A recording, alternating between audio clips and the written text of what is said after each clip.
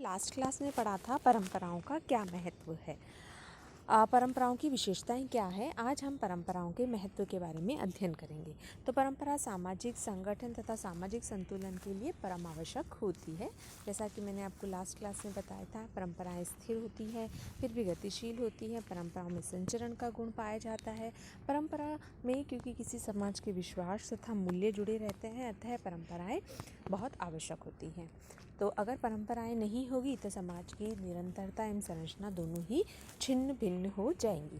तो समाज के अस्तित्व के लिए परंपराओं का होना बहुत आवश्यक होता है। समाज निरंतर बना रहता है, परंतु इसके सदस्य निरंतर बदलते रहते हैं। बुजुर्ग पीढ़ी समाप्त हो जाती है और नई पीढ़ी उसका स्थान ले लेती है। नई व युवा पीढ़ी को परंपराएं ही संचय ज्ञान, कार्यविधि, प्रथाएं, चिंतन तथा विश्वास करने की विधि आदि प्रदान करते हैं। तो परंपराओं के और क्या महत्व है, हम इनको निम्न बिंदुओं में समझते हैं। फर्स्ट है सामाजिकरण की प्रक्रिया के द्वारा व्यक्ति परंपराओं को सीखता है, व्यक्ति परंपराओं के बारे में जानता है।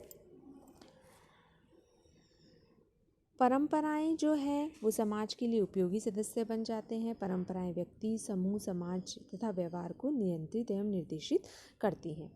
जितनी अच्छी परंपराओं के द्वारा सामाजिकरण होगा, उतना ही हम कम विपथगामी व्यवहार करेंगे। यानी क्योंकि हमारे समाज की जो हमारी विश्वास है, मूल्य हैं, यदि व्यक्ति को सामाजिकरण के दौरान वो सभी चीज़ें सिखाई जाती है, तो उसका जो विपथगामी व्यवहार है, यानी सामाजिक असंतुलन पैदा करने वाला जो व्यवहार है, वो कहीं ना कहीं कम होता है।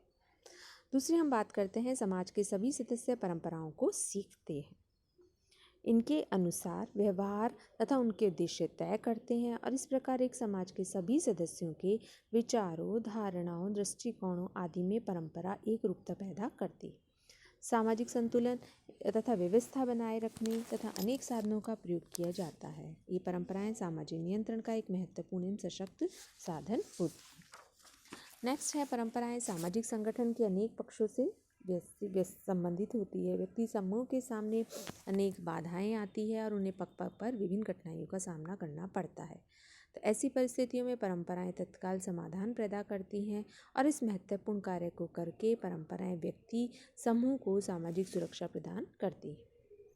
उसी प्रकार परंपराओं के संदर्भ में गिंग्सबर्ग ने एक महत्वपूर्ण विचार दिए कि परंपराएं राष्ट्रीय भावना के विकास में महत्वपूर्ण योग करती हैं।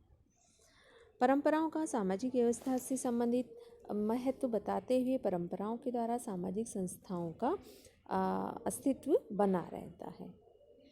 तो इस प्रकार परंपराओं के महत्व का वर्णन करते हुए लिखा जा सकता है कि परंपराएं सामाजिक संघर्ष, विरोध, वैमनस्य आदि को कम करती है।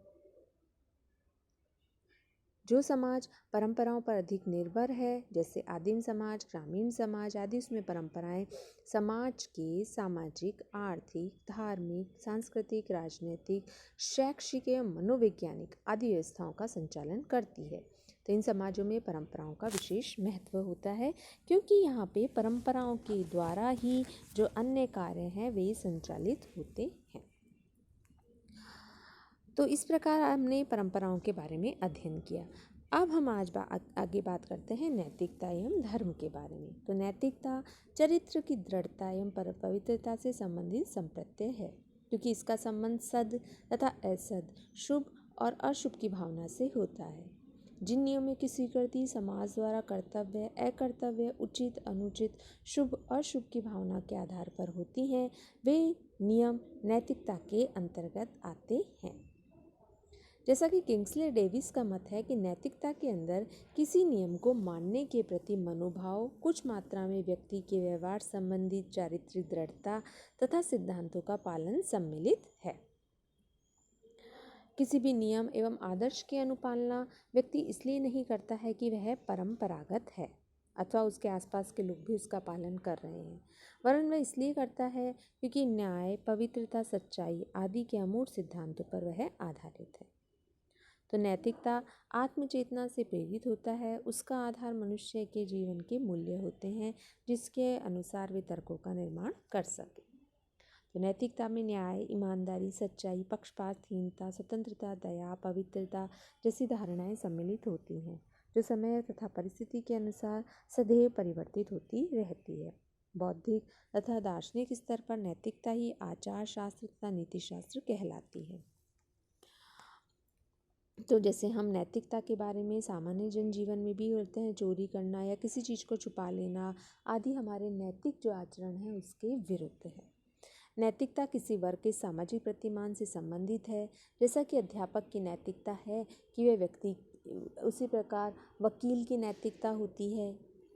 तो कहने का मतलब है कि नैतिकता सामाजिक मूल्यों से घनिष्ठ संबंध होता है तब विभिन्न समाजों के मूल्य एक दूसरे से काफ़ी भिन्न होते हैं, जिससे नैतिकता के नियमों में पर्याप्त भिन्नता देखी जा सकती है। नेक्स्ट हम बात करते हैं धर्म।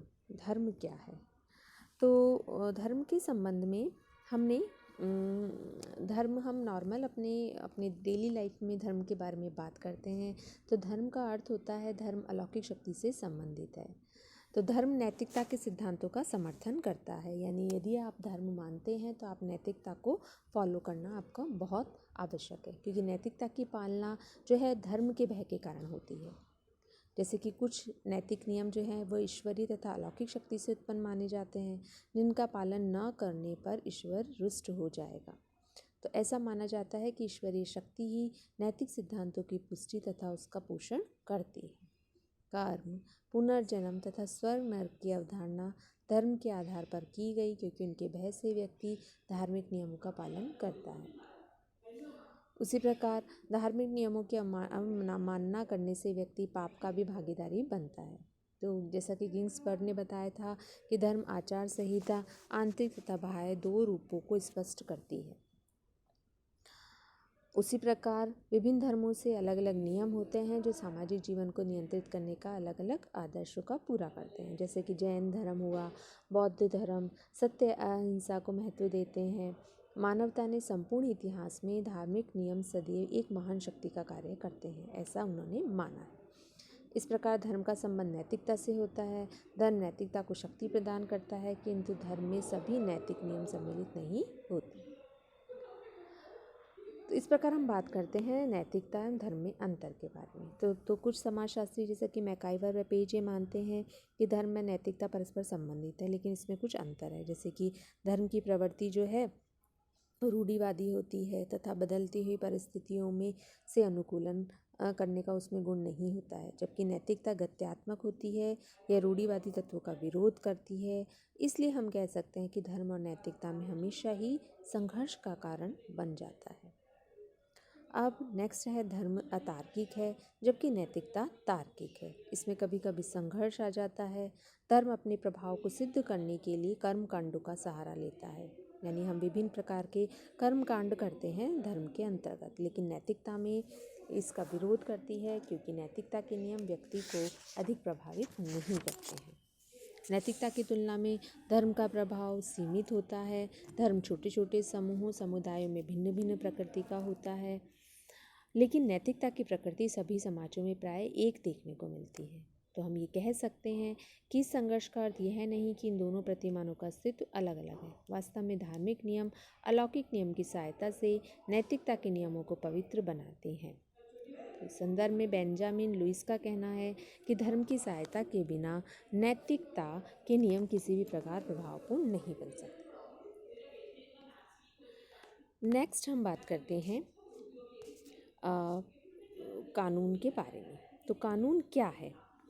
तो कानून का वर्तमान में बहुत युग में विशेषता है। कानून की प्रकृति औपचारिक है। जैसा कि हम सिंपल आपको मैं एक इसके बारे में एक रफ बता देती हूँ, डिटेल में मैं आपको नेक्स्ट क्लास में बताऊँगी। कानून जैसा कि हम अपनी भाषा में बोलते हैं कि कानून क्या है। कानून लिखित होता है, विभिन्न नियमों के द्वारा बना होता है तथा इसमें इसके पीछे राज की शक्ति होती है। तो कानून दो प्रकार के होते हैं, जैसे प्रथागत कानून एवं वैधानिक कानून। तो प्रथागत कानून के अंतर्गत वे सभी आते हैं जिसका पालन व्यक्ति अपनी इच्छा एवं सामाजिक दबाव के कारण करता है। ऐसे लिखित रूप में इनका कोई अस्तित्व नहीं होता है, लेकिन इनकी अवहेलना इसलिए नहीं की जाती क्योंकि व्यक्ति जो है वो सामाजिक रूप से व्यंग, परिहास, शारीरिक दंड आदि का पात्र बन जाता है। और डेविस के अनुसार प्रथागत कानून इसे इसलिए कहते हैं क्योंकि इसमें ना तो कोई विधानसभा होती है, ना ही सांस्कृतिक विरासत के विरुद्ध नियम होते हैं और ना ही विधानमंडल होता है। जबकि जो दूसरा वैधानिक कानून है, वैधानिक कानून में न्यायालय का होना बहुत आवश्यक है। तो इसके बारे में डिटेल में हम कल स्टडी करेंगे। Thank you.